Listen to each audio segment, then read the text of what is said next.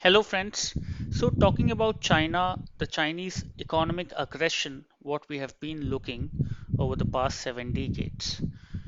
So, taking context, we have seen how the Great Wall of China helped it to defend the country and create a place to safeguard the country, the interests of the country in terms of its security, national security, and everything from the Eastern Japan and the US ally and all of those. Now it is time. What we are looking is the Great Wall of Debt, what China has created. If we look into the numbers, it was near about $3 trillion in 2007-8 after the crisis, and now it has increased 4 to 5 folds to $13 trillion of economic debt. Now, what is the objective it is trying to make with this economic wall of debt?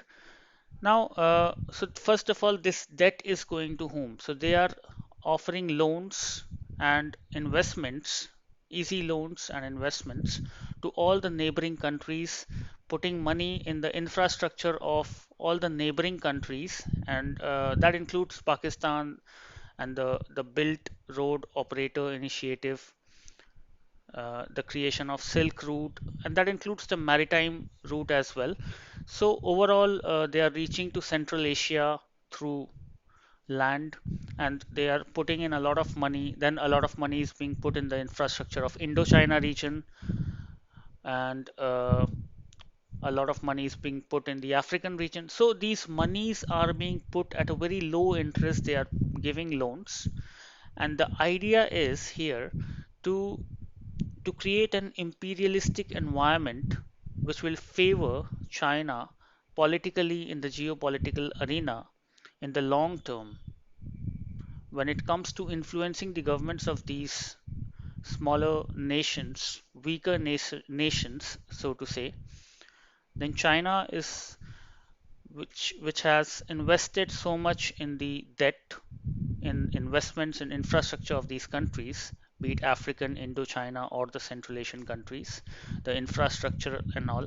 So the kind of engagements, agreements being contracts being done by the two countries, a lot is in the long term, a lot of power or influencing power, if we can say, where the Chinese can democratically influence uh, the uh, the state where it is investing and control the interests of that country.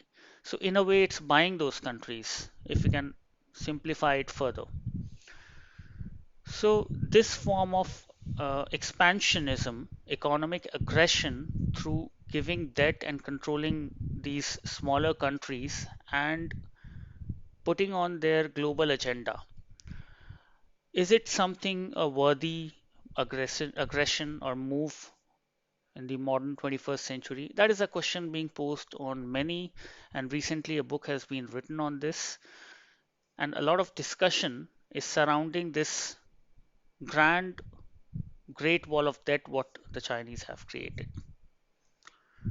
So it is something to be seen on how this will turn out. So if we look into purely monetary economic from the economic perspective, then there's a high chance, and that is what is happening, that a lot of defaults will happen in returning of these. So in terms of, and the interest rate at which these loans are being given, that is also very low, so not a great economic, not generating economic profit for the Chinese investors. So overall, if we see economically,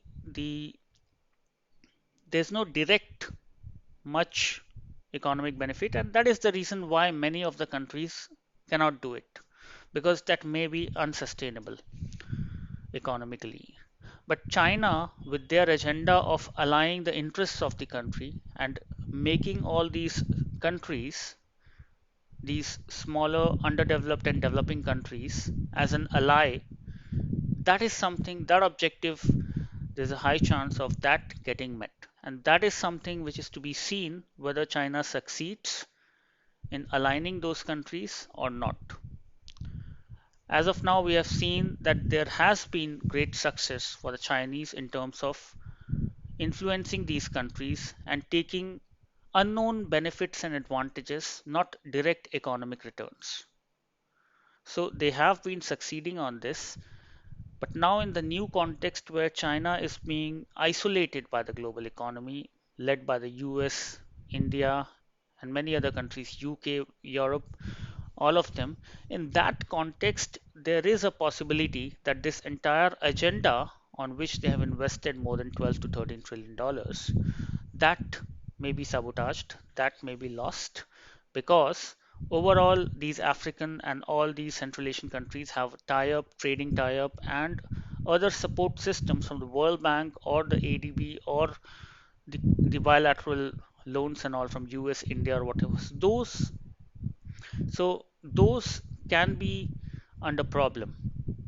So these countries may take a call on this China versus the globe. So that agenda may get a hit, and that is to be seen how things will unfold. Thank you.